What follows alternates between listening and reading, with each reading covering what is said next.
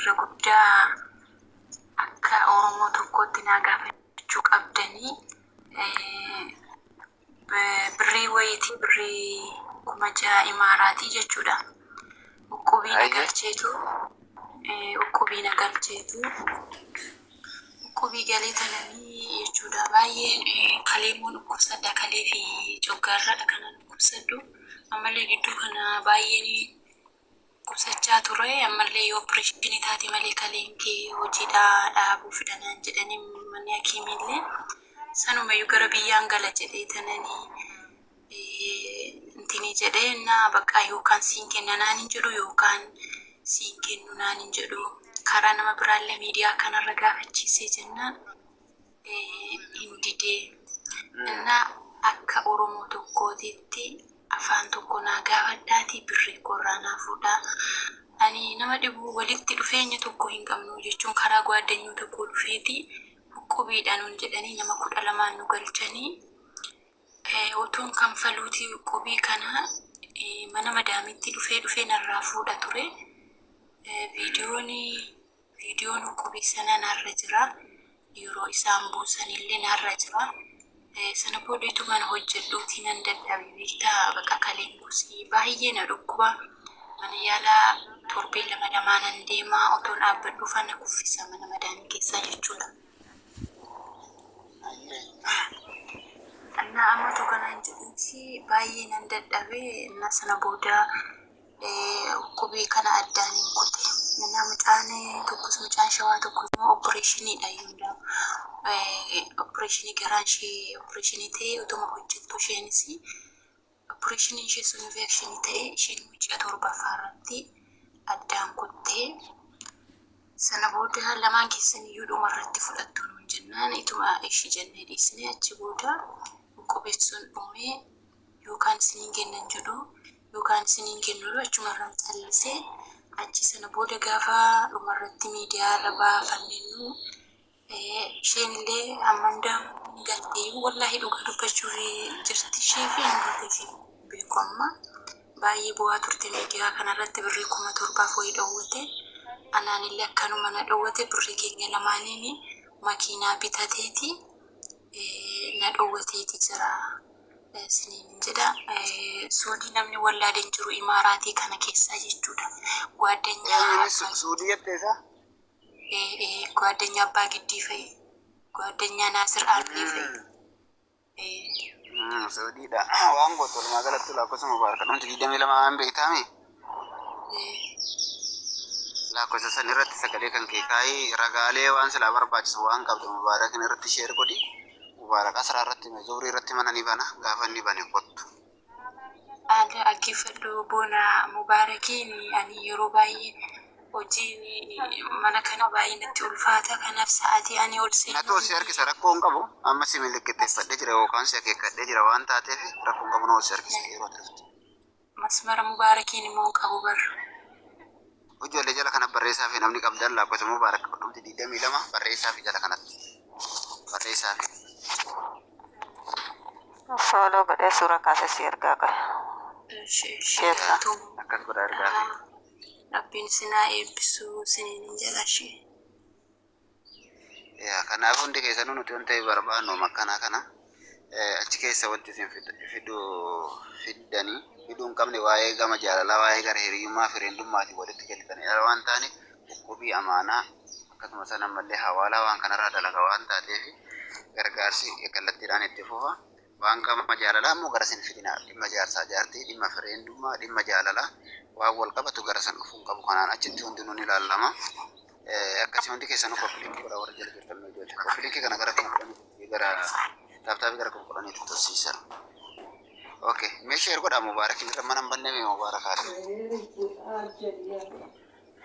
Sheer irratti godhaadha.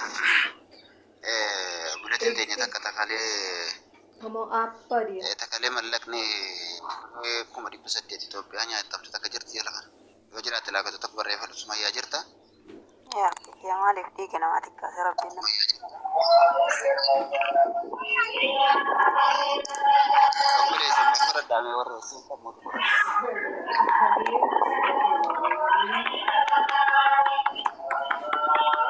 Deebi'a.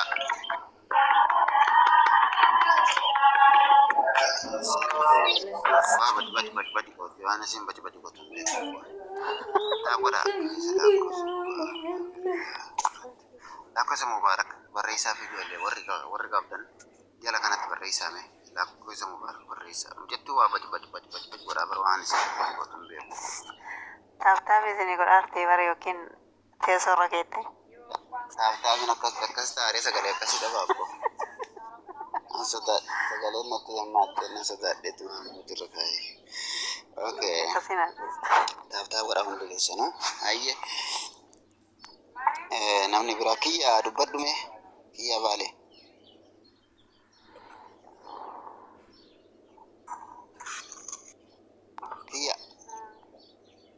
Kiyya hin jirtu. Okay, kiyya hin bira hin jiraanne yoo taate taphtaa godhame taphtaa beeksisaa gara konkolaataa daddafa manni kun adda biyya la turee bahee jeetanii kanaaf taphtaa gochuu qabdan gaafa mana kana dhuftanii manni kun isin jecha dhaabbataa jira isin jecha riippoortii garee hattoota irratti laatama guyyaa irratti kanaaf taphtaa godhaadha.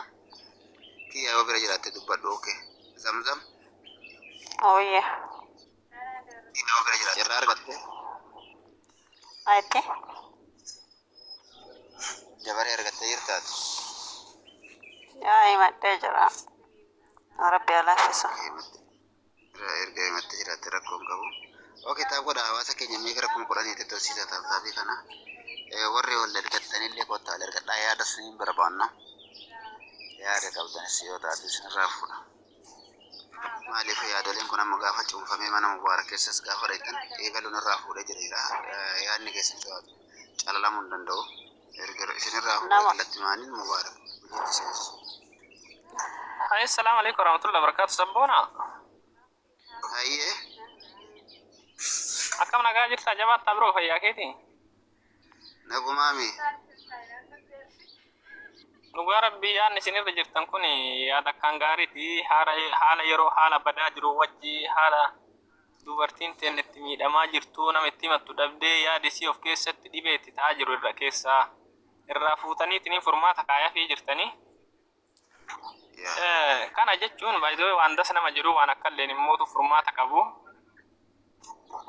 Gara namaatiifis gara rabbiitiifis gara namaatiifis ajjirii dalagataa jirtanii nama biratti illee aga tokko ni kabajamtanii bakka guddaa qabdanii.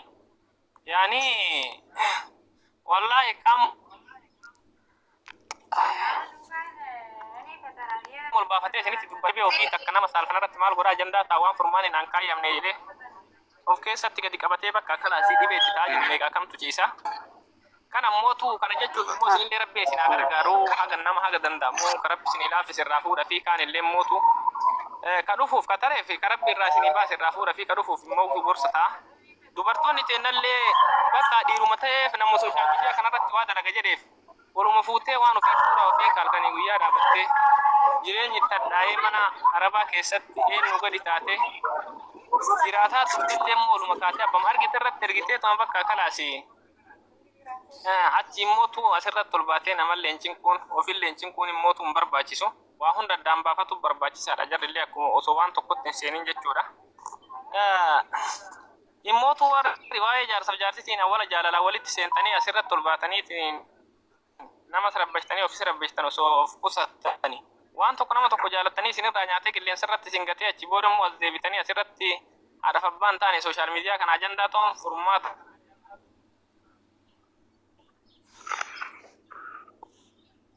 Qabu awwaluma waa hundaatiif akkasitti waa hunda danne sabboonalleen immoo wanni isinirra jirtan gaariidha rabbiin nama garaa jabaatu rabbi garaa isin haa laaffisu kasini laaffise irraa fuudha fi kaan illee inshaallaati dawaatuma keessa furmaata rabbiin itti kaa'u rabbiin irraa haa fuudhu fi waan gaariirra jirtanii jedhan akka mataa kiyyaatti itti dhugaadha sana jettanii akkasuma warra jala jirtanillee nama akkanaa kana fooloo godhaa mana isaa kan akka ol ka'u taasisaa fi maaliifini sagalee uummataatii isin fayyada faayidaa keessaniif asirra ta'an waan taatiifin isin walumaa galatti adada jala dhuftaniin yoo olillee carraa argattanii olillee seenin jala kana warri jirtan taaptaa godhaa koppiliingi sheer godhaa akkasitti bira dhaabaddaa isiniin jechuu barbaade isinitti haa tolu waan gaariirra jirtaniitti jabaaddaa isin jirsa boonaa kenna. Galatoome lubbuleessa keenya ulfaadhu wanti nuti irra jiraachinu kun uuma hawaasaati waan dhuunfaa kaawwaa keessa galii wayii yookaan iddoo wayii waa irraa namaa kaffalamuudhaa miti.